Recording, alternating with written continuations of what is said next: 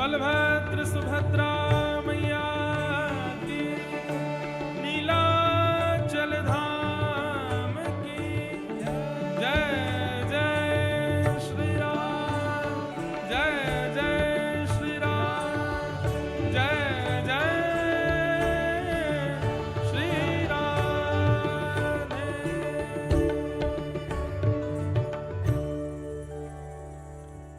बोलो वृंदावन बिहारी लाल की, श्री राधा रमण लाल की, श्री राधा वल्लभ लाल की, श्रीमद्भागवत महापुराण की, श्री सुखदेव जी महाराज की, श्री परीक्षित जी महाराज की, 84 कोस व्रजमंडल धाम की, गिरिराज धरण की, श्याम सुंदर श्री यमुने महारानी की, श्री वल्लभाधीश की, गुसाई जी परम दयाल की, शेषावतार भाष्यकार श्री रामानुस्वामी जी महाराज की, सब संतन की, सब भक्तन की, सब विप्रन की,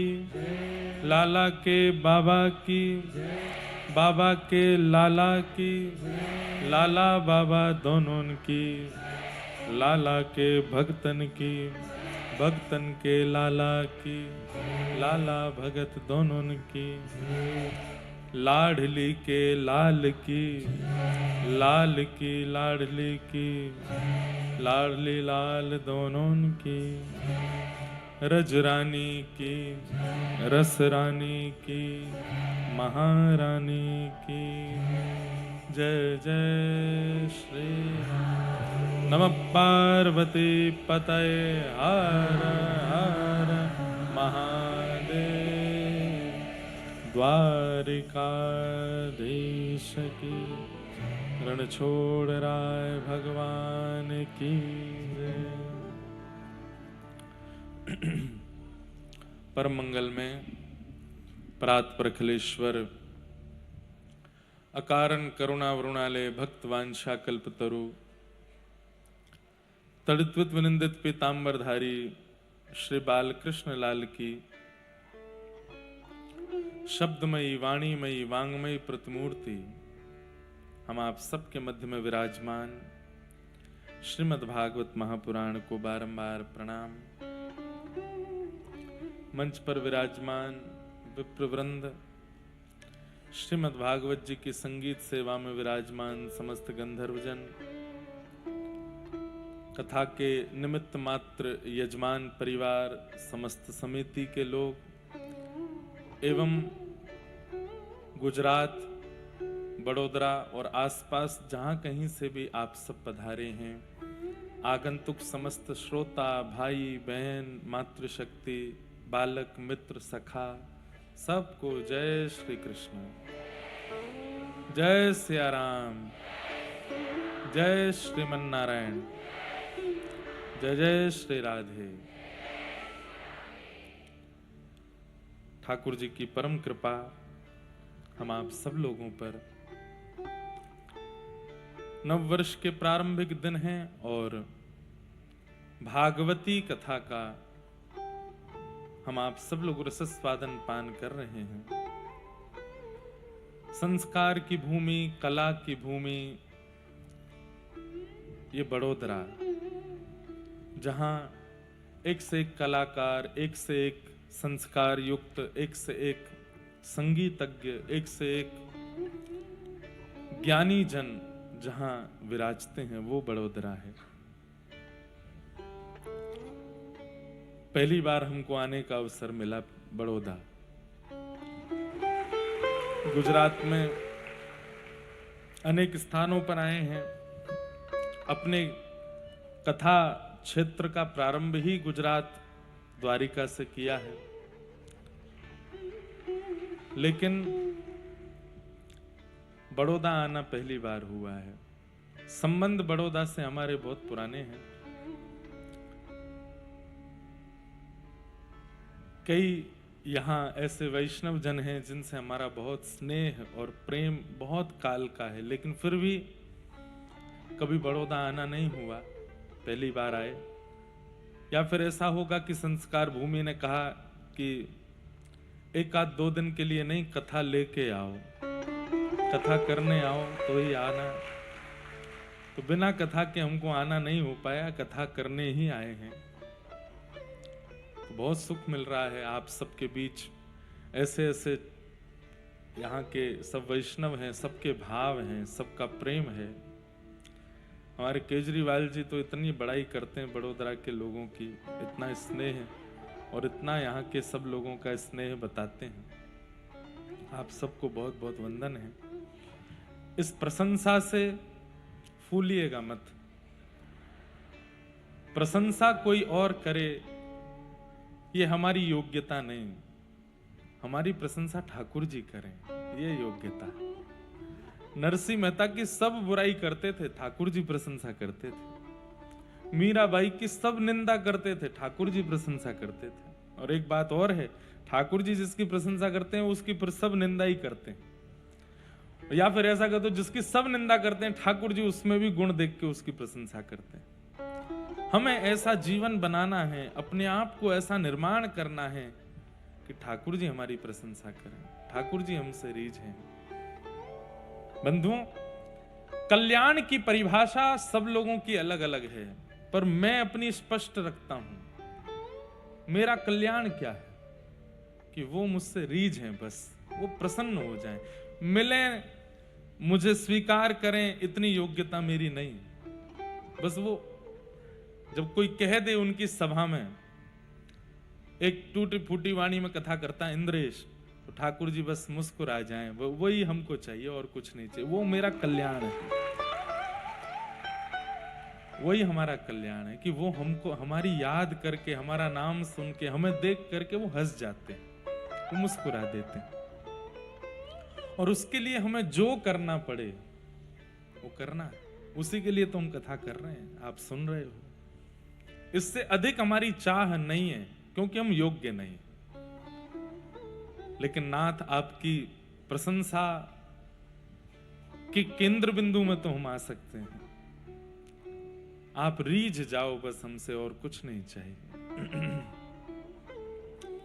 नरसिंह मेहता को सबने निकाल दिया घर से, भाभी ने घर से निकाल दिया, भाई तो मौन ही रहते थे, क्योंकि पत्नी के अधीन थे, तो पत्नी जो कहती वो मान लेते थे। घर से निकाल दिया।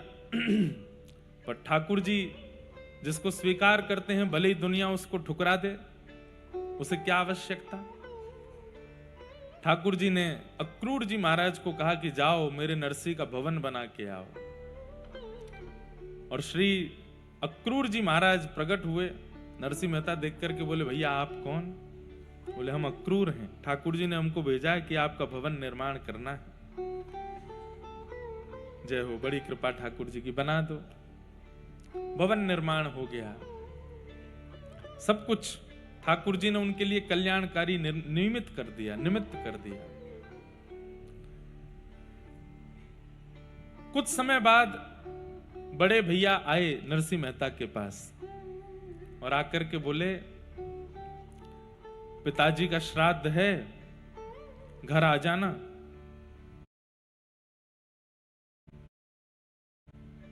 भले ही हम अलग अलग रहते हैं, लेकिन पिता का श्राद्ध तो साथ ही करेंगे।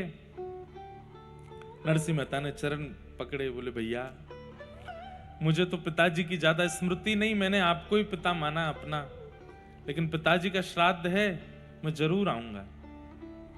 लेकिन जब से मैं घर से अलग हुआ हूं, मैंने सेवा रखी है ठाकुर जी की, तो सेवा करने में, भजन कीर्तन करने में समय निकल जाता है काफी, तो मैं सेवा से निवृत्त होके आऊंगा। और उसमें मुझे कितना बज जाएगा, कितना समय लगे, ये मुझे पता नहीं, तो पर मैं आऊंगा, पर सेवा निवृत्त होके आऊंगा। अब नरसिंह मेहता जी ने कुछ गलत तो कहा नहीं था, लेकिन भैया को यह बात बुरी लगी। पिता का श्राद्ध है और अभी भी तू ठाकुर जी की सेवा की प्रधानता बता रहा है, बिल्कुल आने की आवश्यकता नहीं है। मेरा तेरा भाई का संबंध भी आज मैं नष्ट करता हूं। अरे पिता का श्राद्ध है, अभी भी वो ठाकुर की सेवा करके आएगा। नहीं नहीं, मेरा वो मतलब नहीं भैया, सेवा ठाकुर जी आपके लिए जड़ होंगे, मेरे लिए तो सचल हैं, उनको तैयार करके सेवा करके तभी तो आ पाऊंगा। जा जा, मुझे ज्ञान मत दे, बैठा रहे घर, हम अकेले कर लेंगे, और बिल्कुल आने की आवश्यकता नहीं। नरसिंह मेहता अपनी पत्नी से बोले अब क्या करें, भैया तो बुरा मान गए। तो बोले अब तुमने मन से तो कहा नहीं, लेकिन एक बात सुनो, हैं तो आपके पिता भी जिनका श्राद्ध है, तो आप अपने घर पे कर लो। अब भैया मना कर गए स्पष्ट कि मत आना, जाओगे तो और विवाद होगा, श्राद्ध में विघ्न हो जाएगा, आप अपने पिता का श्राद्ध यहीं घर पे ही कर लेना। ठीक है, जाओ अपने कुल गुरु को बुला के ले आओ। नरसिंह मेहता अपने कुल गुरु के पास गए, जाकर के कहा पिताजी का श्राद्ध है। बोले हमने तो तुमको वंश से निकाल दिया, हमने तो तुमको जाति से निकाल दिया, अब क्यों आए हो तुम? बोले भले ही मैं जाति से अलग हूं, लेकिन पिताजी तो मेरे आपकी जाति के ही हैं, उनका श्राद्ध करवाने आ जाइए। कुलगुरु जी बोले हमने तो आपके बड़े भैया को वचन दिया है, उनके यहाँ जाएंगे और एक बार में एक ही जगह श्राद्ध खाना चाहिए, आपके यहाँ नहीं आ पाएंगे, आप कोई और व्यवस्था कर लो अपनी। नरसिंह मेहता बोले कोई बात नहीं। दूसरे ब्राह्मण देवता के पास गए, बोले कि हमारे कुल गुरु तो व्यस्त हैं, आप ही करा दीजिए। तो ईर्ष्यालु लोग, ऐसा नहीं है कि आपसे जलने वाले लोग, ईर्ष्या करने वाले लोग मुंह पे ईर्ष्या करते हैं या पीठ पीछे ईर्ष्या करते हैं, वो कई बार कर्म के द्वारा भी ईर्ष्या प्रकट करते हैं। जैसे महाभारत में कथा आती है ना कि भृगु ऋषि को कौरवों ने हाथ पांव जोड़ करके प्रणाम करके कहा कि महाराज आप अपने 1000 शिष्यों को लेकर के पांडवों के पास प्रसाद पाने जाओ, ताकि आपके चरण रज मिलने से हमारे भाइयों का भला हो जाए। अब कह तो रहे हैं कि आपके चरण रज मिलने से हमारे भाइयों का भला हो जाए, लेकिन मन में ईर्ष्या है कि जो 5 लोगों का भोजन नहीं बना पाते, जब 1000 लोगों को लेके ये जाएंगे तो उनको खिला नहीं पाएंगे, और क्रोध में आके ये उनको श्राप दे देंगे। ईर्ष्यालु लोग कई बार दिखाते हैं कि वो आपसे प्रेम बहुत करते हैं, लेकिन उनकी क्रिया में कपट होता है। जैसे कोई हिमालय की यात्रा पर गया, अब हिमालय यात्रा करके आया, आपके मन में आया मैं भी जाऊं, तो आपने उससे पूछा भैया कैसी रही यात्रा, तो उसने मन में सोचा अगर मैं यहीं बैठे बैठे बता दूंगा तो ये सतर्क हो जाएगा और ये जाएगा नहीं, इसलिए ऐसा बताओ कि ये खुद भी चख करके आवे मजा। अरे बड़े आनंद आए। कौन कहता है दुर्गम? बिल्कुल दुर्गम नहीं था, इतने बढ़िया रोड बना दिए सरकार ने, क्या ऐसे गाड़ियां घूमती हैं, बिल्कुल गड्ढे नहीं, बिल्कुल मोड़ नहीं, और भीड़ तो होती ही नहीं है, बिल्कुल सर्राटे से गाड़ी जाती है, पहुंच जाते हैं। सर्दी का तो कोई एक जैकेट लेके जाना, बस उसी में काम हो जाएगा तुम्हारा। सामने वाले व्यक्ति को इतना कॉन्फिडेंशियल ले लेते हैं, फिर वो जब जाता है प्राण बचा करके, तुमने तो भाई बहुत कहा था कि बहुत, बोले अब आया आनंद, मुझे बस लगा कि मैं बता दूंगा तो तू सतर्क हो जाएगा, तो खुद देख कर क्या। ईर्ष्यालु लोग ऐसे भी होते हैं। तो नरसिंह मेहता से ईर्ष्या तो करते ही थे सब। क्यों? अब कोई काम नहीं करता, धंधा नहीं करता, इसका घर कैसे बन गया, इसकी भोजन की व्यवस्था कैसे होती है, इसको घर वालों ने निकाल दिया, जाति वालों ने निकाल दिया, फिर भी इसकी व्यवस्था कौन कर रहा है? इसलिए लोग जलते थे नरसिंह मेहता से। तो दूसरे गुरु जी के पास गए, ब्राह्मण देवता के पास, आप हमारे घर पे श्राद्ध करा दो। तो उन्होंने लंबा चौड़ा सब व्यवस्था बताई। बोले देखो तुम नागर ब्राह्मणों से हटा दिए गए हो। बोले जी पता है, अब यही एक मौका है कि तुम सब ब्राह्मणों को प्रसन्न करो। तो अकेले मुझे मत बुलाओ, जितने नागर ब्राह्मण है सबको बुलाओ, सबको उचित भोजन कराना, सबको दक्षिणा देना, सबके पांव धोना, सबको प्रणाम करके सबसे क्षमा मांगना, तब जाकर के सब तुमको आशीष देंगे, तो तुम्हारे पिताजी का श्राद्ध भी सफल होगा। और जो तुमने गलतियां की हैं, जबकि गलती कुछ की नहीं है नरसिंह मेहता जी ने, जो तुमने गलतियां की उसमें तुमको क्षमा मिलेगी, तभी तुम्हारे पिताजी का श्राद्ध सफल होगा। सारे नागर ब्राह्मण आएंगे, बोले आप सबको निमंत्रित कर दीजिए, मैं व्यवस्था करूंगा। नरसिंह मेहता सोचे 40-50 लोग आएंगे, लेकिन उन ब्राह्मण देवता ने 400 परिवार निमंत्रित कर दिए। 400 परिवारों में जाकर के ढिंडोरा पीट दिया। नरसिंह मेहता ने भोजन पर बुलाया है। बोले वो क्या खिलाएगा? बोले इससे तभी तो आनंद आएगा। खाने के लिए जाएंगे, नहीं खिला पाएगा तो फिर भरे समाज में फिर उसको गालियां देंगे, फिर उसको सुनाएंगे, और अब की बार तो इसको नगर से ही निकाल देंगे। सब बोले हाँ आनंद आएगा, आनंद आएगा, ऐसा ही करो। नरसिंह मेहता ने जाके पत्नी से कहा 40-50 लोगों की प्रसाद की। बोले कोई व्यवस्था नहीं है, यहाँ 2 लोगों की व्यवस्था नहीं, तुम 40 की बोल रहे हो, एक ही बुला लेते। बोले वो बोले कि सबको बुलाना है, मैं तो बोल आया कि सबको निमंत्रण देना, अब देवी कुछ करो। पत्नी ने कहा वो एक सेठ जी हैं, उनसे जाके थोड़ा कर्जा ले आओ। ठीक है मैं जाता हूं, बाकी तुम व्यवस्था रखना। बोले हाँ। सेठ जी के पास गए, बोले सेठ जी कुछ व्यवस्था कर दीजिए, हम आपको दे देंगे धीरे धीरे। अच्छा, नरसिंह मेहता कीर्तन करते थे, कीर्तन में कोई कुछ देने का प्रयास करता था तो नरसिंह मेहता जी रखते नहीं थे, कोई दे भी देता था तो तुरंत भंडारा कर देते थे। या फिर कभी कोई देने की इच्छा रखता तो नरसिंह मेहता कहते उनसे हमने इतना लिया है, आप उनको दे आओ, अपने पास नहीं रखते थे। अकिंचन, निष्किंचन। तो सेठ जी के पास जाकर के नरसिंह मेहता बोले पिताजी का श्राद्ध करना है, आप थोड़ी सेवा कर दो। सेठ जी बोले कर दूंगा, पर बदले में हमको क्या मिलेगा? बोले मैं धीरे धीरे चुका दूंगा, ब्याज भी लगा देना आप। सेठ जी बोले हमको देखो ब्याज सहित चुकाने की आवश्यकता नहीं, आप तो जितना लोगे उतना चुका देना, बाद में उससे पहले ब्याज के रूप में हमको कुछ और दो। बोले क्या? कीर्तन सुनाओ, बैठ के थोड़ा कीर्तन सुना। नरसिंह मेहता बोले मैं कीर्तन सुनाने लगा तो फिर मैं उसमें विलीन हो जाऊंगा, तल्लीन हो जाऊंगा। पिताजी का श्राद्ध है, ब्राह्मण देवता आ रहे होंगे। सेठ जी बोले हम आपको हिला देंगे, हम आपको उठा देंगे, आप तो कीर्तन सुना। लिए करताल हाथ में, और जैसे ही कीर्तन गाने, वो हमारी आपकी तरह कीर्तन भजन कथा नहीं सुनते थे। नरसिंह मेहता तो जैसे ही कीर्तन में प्रवेश करते देह की सुध नहीं रहती थी, कहीं और पहुंच जाते थे। फिर किसी को जाके उनको उठाना पड़ता था, तब जाकर के वो सचेत होते थे। हम लोग कैसे हैं? हमको बार बार सावधान करना पड़ता है, इधर देखो, कथा सुनो, बार बार कहना पड़ता फोन मत चलाओ, इधर उधर मत देखो, सो मत। नीचे वाले लोग बेचारे, इन पे तो साधन नहीं, बैठना पड़ता है। कुर्सी और सोफा वाले लोग बेचारे बड़े सुखी होते हैं, दोपहर की प्रसादी पाके आते हैं। और गुजरात में तो छाछ पीने की ज्यादा परंपरा है, ऐसी छाछ पी के आते हैं कि सोफा मिला नहीं, कथा सुन तो रहे नीचे बैठने वाले, हमको क्या फायदा, लो झोंका मार लो। हम लोगों को बार बार उठाना पड़ता है कि भाई कथा सुनो, कीर्तन सुनो, भजन करो।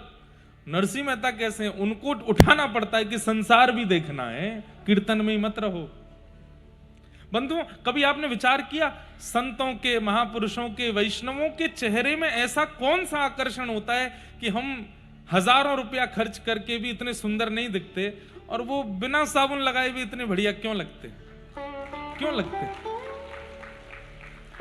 हमारे वृंदावन के महापुरुष महात्मा रज का तिलक लगाते हैं, चंदन का तिलक लगाते हैं, रोली तिलक लगाते हैं, जटाएं बढ़ा करके रखते हैं, दाढ़ियां बढ़ा करके रखते हैं, 2 जोड़ी कपड़ा पहन करके घूमते हैं। लाखों का पलस्तर करने वाले मुख पे उनके सामने फीके लगते हैं, वो इतने सुंदर लगते हैं। ये आकर्षण उनके अंदर कहां से आया?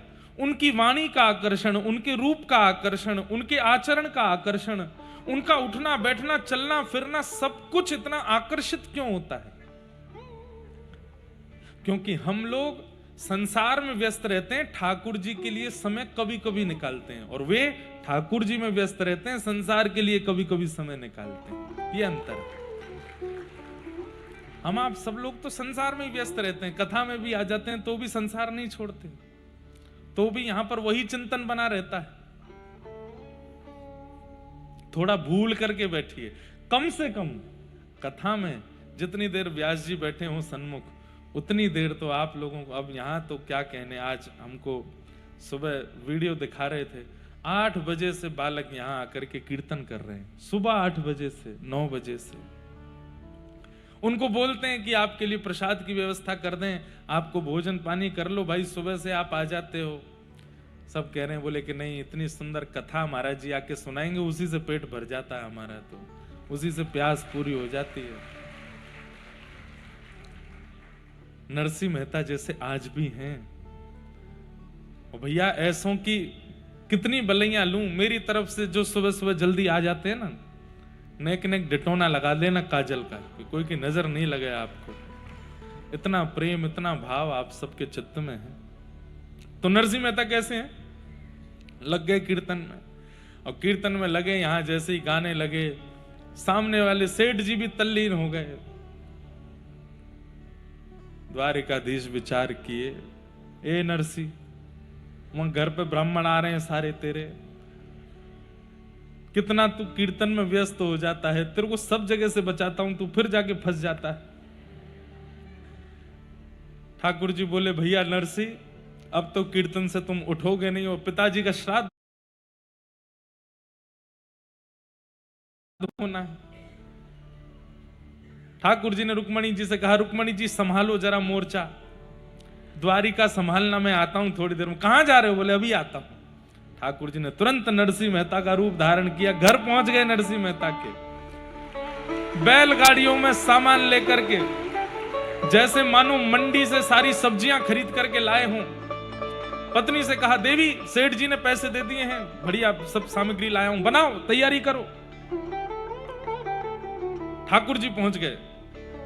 पत्नी बोली, अकेली थोड़ी, आप भी लगो साथ में। ठाकुर जी बोले, हाँ कुछ सब्जी मैं भी अमनिया करता हूं।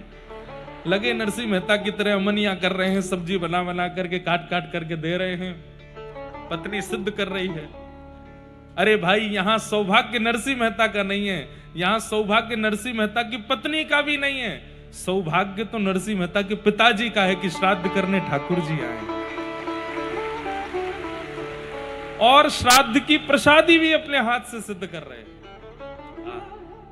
वहां नरसिंह मेहता कीर्तन में आनंदित हैं, नेत्रों से अश्रुधार, और दोनों सेठ जी और नरसिंह मेहता नृत्य करके कीर्तन कर रहे हैं।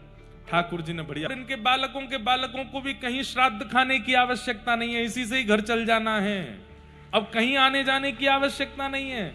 घर में इतना धन हो गया कि 2-3 समय का भोजन रोज मिल जाएगा जीवन पर्यंत। सब ब्राह्मण हृदय से लगाने लगे, वाह नरसिंह, तुमने कमाल कर दिया। जो प्रमुख ब्राह्मण देवता थे, उनके बड़े भैया ही थे जो इनके कुल के कुल गुरु थे, वो गए थे वहां बड़े भैया के यहाँ। बड़े भैया के यहाँ 4-5 ब्राह्मणों ने प्रसाद पाया, श्राद्ध आदि कराया। तो नरसिंह मेहता जी के बड़े भैया ने सबको, उस समय में नगर में सबसे बड़ी दक्षिणा नरसिंह मेहता जी के बड़े भैया ही देते थे। कितनी दक्षिणा देते थे? 1.5 रुपया। कितना? 1.5 रुपया। और 1.5 को बहुत मानते थे। 1.5 रुपया देख करके सब ब्राह्मण एक दूसरे का चरवा, देखो कितनी बढ़िया दक्षिणा मिली है। वो नरसिंह मेहता के यहाँ 4000 गए हैं, क्या करके आए होंगे, मार पिटाई चल रही होगी वहां। तो देखते हैं नरसिंह मेहता निकाल दिया कि नहीं नगर से। ये लोग श्राद्ध खा करके निकले तो देखो सामने से नाचते गाते हुए नागरवंशी ब्राह्मण सब उछल कूद करते हुए आ रहे हैं। इन लोगों ने जाके कहा, क्या हुआ? अरे क्या हुआ महाराज, आज तो नरसिंह मेहता ने आनंद कर दिए। बोले कैसे आनंद? बोले हम बाद में बताएंगे, पहले तुम बताओ, तुम उसके बड़े भैया के यहाँ गए, कितनी दक्षिणा मिली? हमको 1.5 रुपया। 1.5 रुपया दिया है, छोटी बात है क्या? तुम लोग बता दो, चवन्नी अठन्नी कितना दिया है? 1 पैसा 2 पैसा। सारे ब्राह्मण हंस करके बोले, सोने की मोहर दी है, 12-12 सोने की मोहर। क्या प्रसाद, क्या खीर, क्या पूड़ी, क्या सब्जियां। अरे भैया नरसिंह मेहता ने तो आनंद कर दिए। इतना आनंद? बोले जी पता नहीं कहां से कौन देता है, नरसिंह मेहता पे आती कहां से ये चीजें। यहां पर सब ब्राह्मण चले गए। ठाकुर जी बोले अब इनकी पत्नी पर कृपा कर दूं थोड़ी। तुरंत बैठ गए, देवी सब ब्राह्मणों ने पा लिया, खूब प्रेम से आज पिताजी का श्राद्ध हो गया, अब जो बचा है वो हमको पवाओ। हाँ आप विराजो। बैठ गए, बैठ करके ठाकुर जी ने बढ़िया सामने पत्तल में प्रेम से पाया, एक एक प्रसाद पाया, एक एक कण पाया। नरसिंह मेहता जी की पत्नी का नियम था कि पति के थाल में ही उन्हीं के बाद जो बच जाता था उस कण में थोड़ा मिला के पाती थी। ठाकुर जी ने प्रेम से पाया, खूब प्रेम से पा करके तृप्त हो गए। देवी आओ तुम भी जल्दी पालो, और मैं जाता हूं थोड़ा हाथ पांव धो के स्नान ध्यान करके संध्या करके आता हूं। बोले जी आप जाओ। पत्नी बैठ गई पाने के लिए, ठाकुर जी गए सीधे द्वारिका पहुंचे। आकर के मुकुट उकुट पहना, रुक्मणी जी से बोले सब ठीक? बोले हाँ बैठो विराजो। पुनः दर्शन के लिए खड़े हो गए। यहां नरसिंह मेहता जी कीर्तन कर रहे हैं। कीर्तन करते करते करते तब सेठ जी को होश आया। सेठ जी, नरसिंह मेहता नहीं निकले कीर्तन से, सेठ जी ही निकले। संसारी ही निकलते हैं पहले कथा कीर्तन से बाहर। थक गए। अरे मेहता जी 4-5 घंटे का कीर्तन हो गया। अरे अरे अरे मैं तो भूल ही गया। तुरंत करताल को प्रणाम किया, ठाकुर जी को प्रणाम किया। नाम सेठ जी, अरे तो पूरा दिन निकल गया, संध्या होने को आई है। पिताजी का श्राद्ध तो हुआ नहीं, वहां ब्राह्मणों ने पत्नी को बेचारी को क्या सुना दिया होगा, अब पता नहीं मेरे साथ क्या होगा। अब ठीक है जो होना होगा सो होगा, आप वो सेवा मुझे दे दीजिए मैं करूं। जी ले जाइए। नरसिंह मेहता जी बड़े डरे डरे जा रहे थे, घबराहट हो रही थी मन में, अब क्या होगा। और मेरी पत्नी के साथ तो पता ही नहीं क्या ही किया होगा इन ब्राह्मणों ने। जा करके देखा तो क्या पाया, पत्नी जी तो बैठ करके प्रेम से पा रही है प्रसाद। नरसिंह मेहता बोले देवी पिताजी का श्राद्ध होना है आज, तुम पहले ही पाली हो।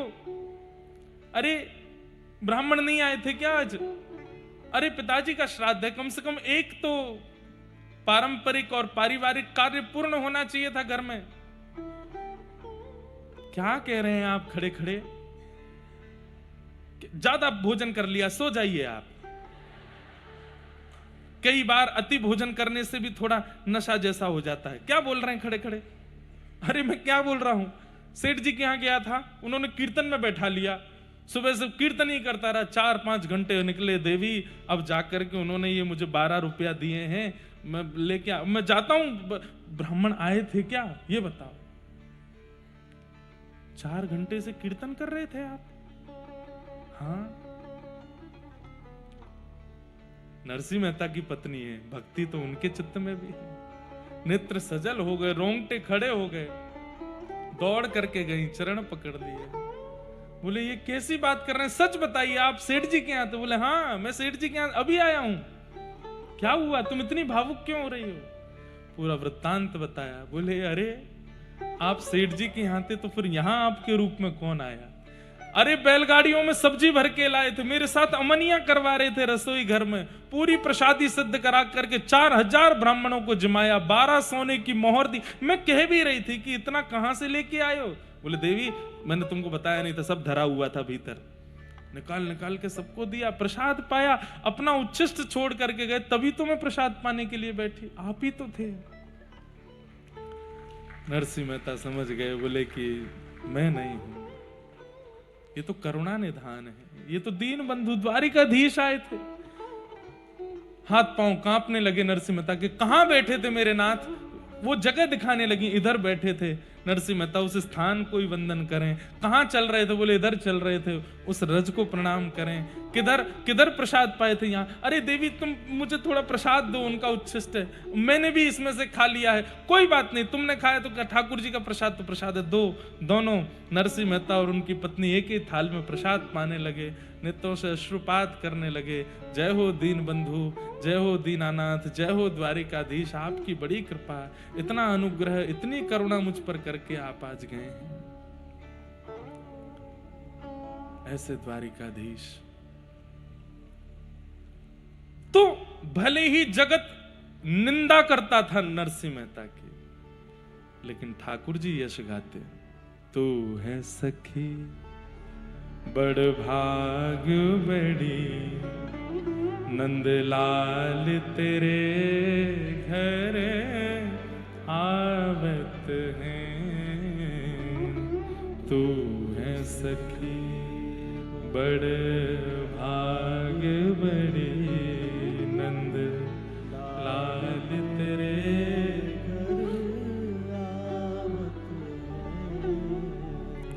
हम कैसे बड़भागी। हमारे यहाँ मंत्री आते हैं, हमारे यहाँ विधायक जी आते हैं, हमारे यहाँ प्रधानमंत्री आते हैं, हमारे यहाँ बड़े बड़े एक्टर फिल्म सितारे आते हैं, पर बड़भागी तो नरसिंह मेहता हैं जिनके यहाँ ठाकुर जी आ जाते हैं, जिनके यहाँ स्वयं किशोरी जी पधारती हैं, वो बड़भागी। हमें ऐसा बड़भागी बनना है। कोई और प्रतिष्ठित आवे नहीं आवे, प्रतिष्ठा भी जिनको देख करके लज्जित होती है, ऐसी प्रतिष्ठा के मूर्तिमंत स्वरूप ठाकुर जी कभी हमारे घर आओ। और सब कोई इनको यश गावत, सब कोई इनको यश पर ये तेरो यश गावत हैं, ये तेरो यश गावत। और एक बात मेरी बहुत ध्यान से सुन लीजिए, नित्य तिलक स्वरूप लगाने वाले जितने भी यहां बैठे हैं, जो नहीं लगाते उनसे प्रार्थना शुरू करो, और जो लगाते हैं वो ध्यान से सुनो। जब आप लोग सुबह सुबह स्नान ध्यान करके अपना स्वरूप तिलक करते हो, वास्तव में आप नहीं करते हो, ठाकुर जी ही आपके हस्त कमल में बैठ के अपना चिन्ह पधराते हैं। तू अपनो श्रृंगार करत है, तू अपनो श्रृंगार करत है, ये दर्पण हाथ दिखावत है, दर्पण हाथ दिखावत है। तू है सखी बड़ भाग बड़ी नंदलाल तेरे